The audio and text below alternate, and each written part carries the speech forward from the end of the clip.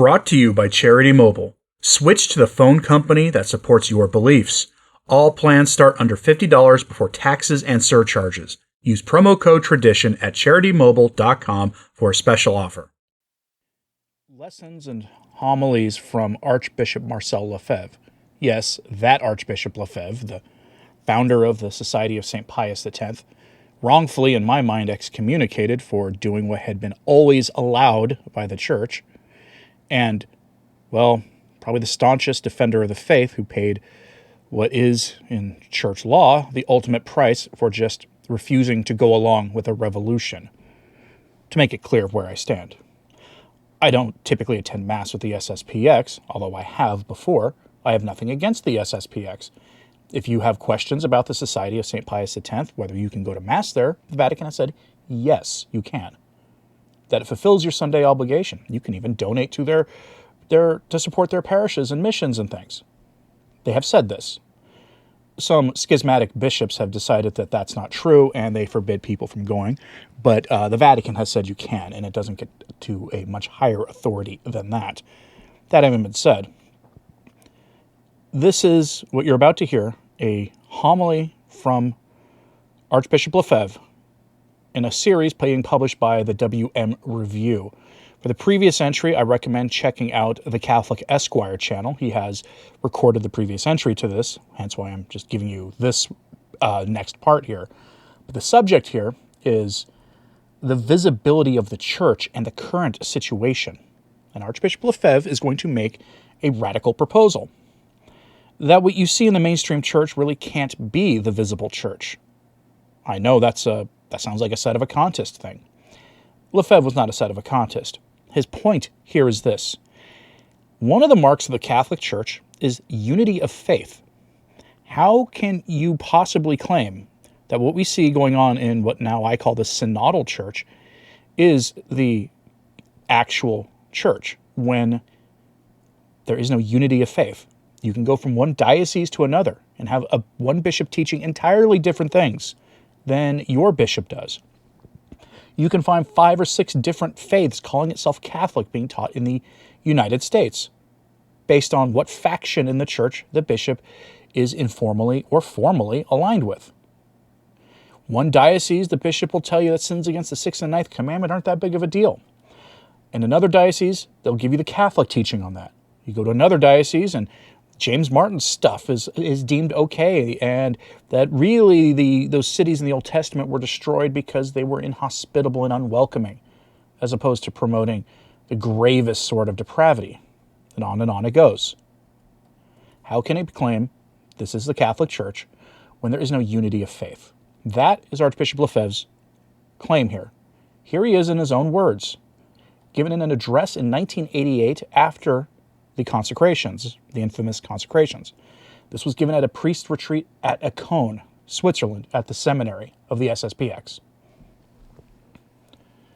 My dear friends, I think that you, who have come out of the seminaries, who are now engaged in the ministry, and who have wished to preserve tradition, have the will to be priests as they always were, like the holy priests of former times, all the holy cures and holy priests whom we ourselves have been able to know in the parishes. You continue and you really represent the Church, the Catholic Church. I think you need to be convinced of this. You really represent the Catholic Church. Not that there is no church outside of us. That is not the point. But lately, we have been told that it is necessary for tradition to enter the visible church. I think this is a very, very serious mistake. Where is the visible church? The visible church is recognized by the signs she has always given for her visibility. She is one, holy, Catholic, and apostolic. I ask you, where are the true marks of the church? Are they more in the official church? It is not the visible church, it is the official church. Or in us, in what we represent, what we are. It is clear that it is we who keep the unity of the faith, which has disappeared from the official church. One bishop believes in this, the other does not. The faith is diverse. Their abominable catechisms contain heresies. Where is the unity of faith in Rome? Where is the unity of faith in the world? It is we who have kept it. The unity of faith realized in the whole world is Catholicity. Now, this unity of faith in the whole world no longer exists, so there is no longer any Catholicity in practice. There are soon as many Catholic churches as there are bishops and dioceses. Each one has its own way of seeing, of thinking, of preaching, of doing its catechism. There is no longer any Catholicity. Apostolicity? They have broken with the past. If they have done anything, it is this. They no longer want what happened before the Second Vatican Council. Look at the motu proprio of the Pope condemning us. He says, quote, "The living tradition is Vatican II." We must not go back before Vatican II. It does not mean anything. The Church carries tradition with her from century to century. What is past, gone. All tradition finds itself in the Church of today. What is this tradition? To what is it linked? How does it relate to the past? This is what allows them to say the opposite of what was said in the past, while claiming to keep the tradition to themselves. This is what the Pope asks of us, to submit to the living tradition. We would have a bad concept of tradition because it is living and therefore evolving. But this is the modernist error. Pope Pius X, in his encyclical Pascendi, condemns these terms, living tradition, living church, living faith, etc., in the sense in which the modernists understand it. That is, evolution that depends on historical circumstances. The truth of revelation, the explanation of revelation, would depend on historical circumstances. Apostolicity, we are linked to the apostles by authority. My priesthood comes to me from the apostles. Your priesthood comes to you from the apostles. We are the sons of those who gave us the episcopate. Our episcopate comes from the Holy Pope Pius V, and through him we go back to the apostles. As for the apostolicity of the faith, we believe the same faith as the apostles. We have not changed anything, and we do not want to change anything. And then, holiness. We are not going to flatter or praise ourselves, but if we don't want to consider ourselves, let us consider others, and let's consider the fruits of our apostolate, the fruits of vocations, of our religious and also in Christian families. Good and holy Christian families are sprouting thanks to your apostolate. It is a fact, no one denies it. Even our progressive visitors from Rome have noted the good quality of our work.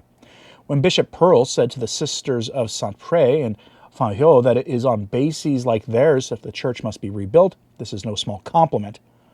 All this shows that it is we who bear the marks of the visible church. If there is still any visibility of the church today, it is thanks to you. These signs are no longer to be found among the others. The unity of faith no longer exists with them. Yet it is faith which is the foundation of all visibility of the church. Catholicity is faith one in space. Apostolicity is faith one in time. And holiness is the fruit of faith, made concrete in souls by the grace of the good God, by the grace of the sacraments. It is entirely false to consider us as if we did not form part of the visible church. That is inconceivable. It is the official church that rejects us, not we who reject the church. Far from it. On the contrary, we are always united to the Roman Church, and even to the Pope, of course, to the successor of Peter. I think that we must hold this conviction in order not to fall into the errors now being spread. Of course, some may object. Must one necessarily leave the visible church in order not to lose one's soul? Leave the society of the faithful united to the Pope? It is not we, but the modernists, who depart from the church. As for saying to leave the visible church, that is a mistake, for it confuses the official church with the visible church. We belong indeed to the visible church, to the society of the faithful under the authority of the Pope, for we do not reject the authority of the Pope, but what he does. We fully acknowledge the Pope's authority, but when he uses it to do the opposite of what it was given to him for, it is evident that we cannot follow him. To leave then the official church? In a certain measure, yes, obviously. The entire book of Mr. Maturin, The Heresy of the 20th Century, is the history of the heresy of the bishops. One must therefore leave that milieu of the bishops, if one wishes not to lose one's soul. But that is not enough, for it is at Rome that the heresy is established. If the bishops are heretics, even without taking this term in its full canonical sense and consequences, it is not without the influence of Rome. If we keep our distance from such people, it is exactly as with persons who have the affliction common to James Martin types of the 1980s. One has no desire to catch it. Now they have the spiritual equivalent of that, contagious diseases. If one wishes to preserve one's health, one must not associate with them. Yes, liberalism and modernism have entered the council and the interior of the church. These are revolutionary ideas, and the revolution, which once existed in civil society, has passed into the church. Cardinal Ratzinger does not conceal it. They have adopted ideas not of the Church, but of the world, and they think they must introduce them into our Church. Now, the authorities have not changed one iota of their ideas on the Council, on liberalism, or on modernism. They are anti-tradition. Tradition as we understand it, and as the Church understands it. That does not fit into their concept. Theirs is an evolutionary concept. They are therefore opposed to that fixed tradition in which we stand. We hold that everything the Catechism teaches us comes from our Lord and from the Apostles, and that nothing in it is to be changed. It is clear. The 3 parts of the Catechism come to us from our Lord. Why change them? We cannot make them evolve. The Creed, the commandments of God, the means of salvation, the sacraments, the holy sacrifice of the Mass, and prayer, all these come to us directly from our Lord. All this is our Catechism, given to us generally with our baptism, placed into our hands. It is our charter, ever since our Lord willed that all should be baptized, that all should adopt the Creed, the Decalogue, the sacraments which he instituted, as well as the holy sacrifice of the Mass and the prayers. For them, no, all this evolves and has evolved with Vatican II. The present term of this evolution is Vatican II. That is why we cannot bind ourselves to Rome. We might have done so if we had been able to obtain complete protection, as we had requested, but they did not wish it. They refused the members we asked for on the commission. They refused the number of bishops we requested. They refused the candidates I proposed to them. It was clear. They did not want us to be protected. They wished to have us directly under their control and to be able to impose upon us that anti-tradition policy with which they are imbued. An example shows us that nothing has changed in the spirit of the Romans. On 1st of May, in Venice, a very important congress was held on religious liberty in present political situations. It was directed by the rector of the Lateran University, Monsignor Pietro Rossano, known for his very liberal ideas, and by Monsignor Pavan, who is in practice the author of all the sociological documents published since Pope John XXIII, all the documents relating to society. The encyclicals of Popes John XXIII, Paul VI, and John Paul II were practically written by him. He is the leading mind in Vatican thought. It was these 2 prelates who organized and directed this meeting in Venice on religious liberty in political situations. It is most interesting to note what they say about religious liberty. Quote, "A change in the conception of religious liberty." They do not conceal it. They speak of the influences of the Second World War. They seek remote causes. Already under Pius XII, they say, there arose an awareness of religious liberty, born of the tragedy of the Second World War. This is permitted, to use a stock phrase, the passage from the right of truth to the right of the person. Let us examine this a little further. The right of truth teaches us that there is liberty for the true religion, but that man does not have the liberty to choose his religion, to choose the truth. Without doubt, we are made and created with intelligence and free will. But this liberty must serve only to adhere to the truth and not to anything else. For a fundamental and essential bond unites liberty and truth. To break this bond and say, from now on we have understood that it is no longer a question of linking liberty to truth, but of linking liberty to human nature, this is a fundamental error. Our very nature with intelligence and will is made to adhere to the truth. Yet now, as the authors of the Venice Congress write in their report, they suppress the right of truth, that bond with which by nature unites the subject to truth, and replace it with the right of the person, a wholly independent right. This right would be founded on nature, but considered in its dignity as a free subject, that is, autonomous and without bonds. And the authors specify that this must be particularly true in religious matters, which concern the orientation of life. It is terrifying, as if one could alter such deep things in nature. God blesses our parishes and our centers. There is a remarkable influx everywhere. It is quite extraordinary. Our vocations might have diminished. Instead, they have rather increased. For example, our sisters of St. Michel in Brun, who for some years were somewhat saddened by receiving few vocations, have 10 this year, something they have hardly ever had. We have such proofs of the blessing of the good God, certainly a blessing of the consecrations. Mother Marie Jude writes to me, quote, "That is the result of the consecrations, Monsignor.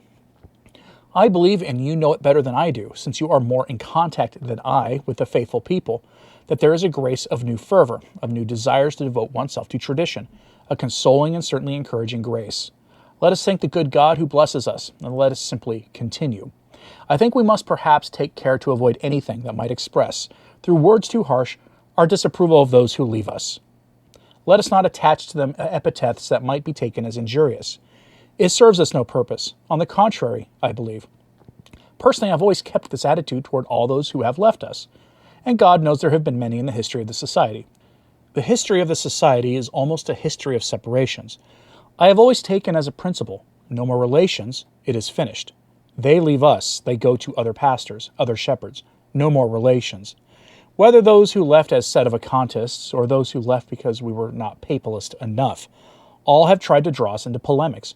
I have never replied a word. I pray for them. That is all. In this way, none of them can take a letter out of a drawer saying, "Here is how Monsignor treated me. Here is what he said to me." For the mere fact of writing might lead them to claim, "See, I am in agreement with Archbishop Lefebvre. He wrote to me again 8 days ago." One would almost have to denounce them immediately. I wrote, but I did not say I agreed. And then one begins another letter, whence polemics. One cannot put one's finger in that machinery. One must leave them. I think there is nothing better to make them reflect and perhaps bring them back to us. Not many have come back to us. In any case, they cannot say that we have been disagreeable towards them or have done them harm. I think that is the best method, except when there are absolutely false assertions. Then one should issue a communiqué to correct them, as the Superior General did regarding Dom Gerard's declaration. That is normal.